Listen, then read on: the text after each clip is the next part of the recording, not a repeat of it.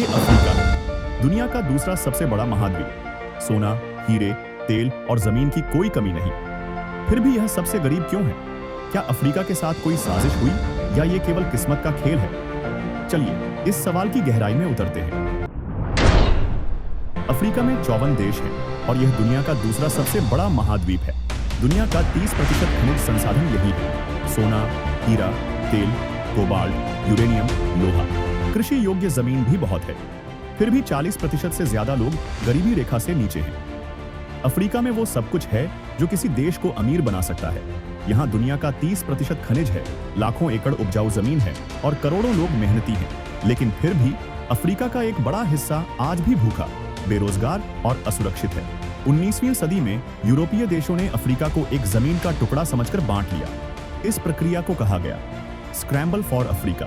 बिना पूछे, बिना सहमति अफ्रीका का शोषण हुआ।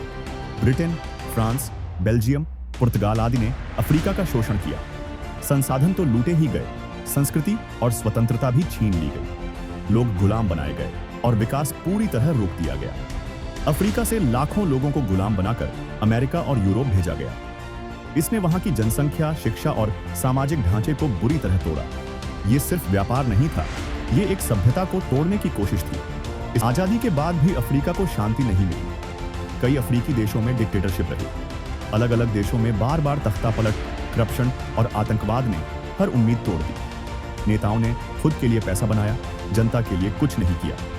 नेता बदले लेकिन नीयत नहीं। जनता गरीब रही और अमीर सिर्फ सत्ता में बैठे लोग बने। भ्रष्टाचार, मिलिट्री तख्तापलट और आतंकवाद ने विकास को रोक दिया। IMF और वर्ल्ड बैंक जैसे संस्थानों ने मदद के नाम पर अफ्रीका को कर्ज में डुबो दिया। ये कर्ज अफ्रीकी देशों को आत्मनिर्भर नहीं बल्कि उन पर और निर्भर बनाते गए। ज्यादातर पैसा ब्याज चुकाने में चला गया, विकास के लिए कुछ बचा ही नहीं।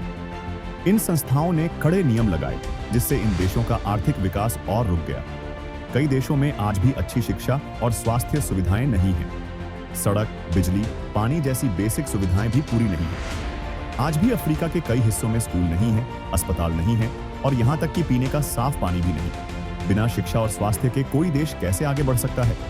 तो अब आप समझ गए होंगे, अफ्रीका गरीब इसलिए नहीं है कि उसके पास कुछ नहीं है, बल्कि इसलिए है क्योंकि उसके पास सब कुछ होते हुए भी उसे लूटा गया, रोका गया और धोखा दिया गया।